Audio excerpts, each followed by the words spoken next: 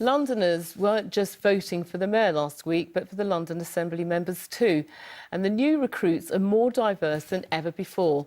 3 Muslim women and a gay woman have been elected for the first time. Ria Chatterjee has been speaking to them about their priorities.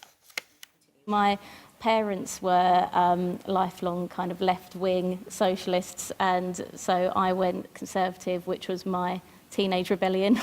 There was a time in my life where I would be sitting there at the letterbox waiting for bills to come through and knowing that I could not pay them. I'm Jewish and gay, for instance, so there's a certain intersectionality to that.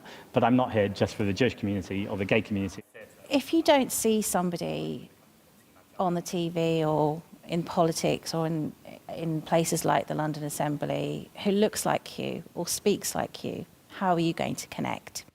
Your main job is to hold the mayor to account. So what are your key areas of concern? Making sure that he really does do more for the cladding crisis. There are a lot of people in London who are stuck in homes that are unsafe, who are having to pay unfair bills, a cladding tax. In Waltham Forest, where I'm a councillor at the moment, we've just seen a 34-storey building approved, and to have a studio in there, an affordable studio, you have to have a starting salary of £43,000. That's just not good enough for London. That doesn't provide affordable family homes. One policy I was really proud of during the election that Sean Berry put forward was to have a social housing commissioner.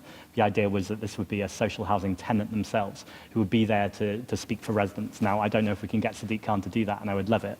But even if we can't, I think the principle is important, that people who live in social housing have a say in this chamber. And the mayor started 17,000 council homes last year, and the target is 10,000 more in the next few years.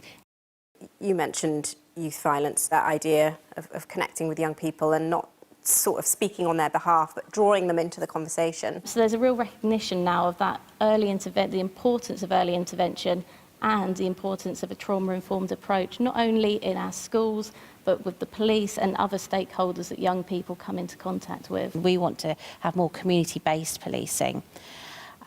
It helps with the intelligence, it helps with preventing crime. I think we need to support individual police officers because they're doing a fantastic job, but we also need to look at the institution generally, look at what it's policing for, who are they policing for, and make sure that policing by consent is something that is on our minds at every decision. I want to ensure that that policing is done with consent from the community rather than an imposition, and it's about holding the mayor to account to ensure that those things happen.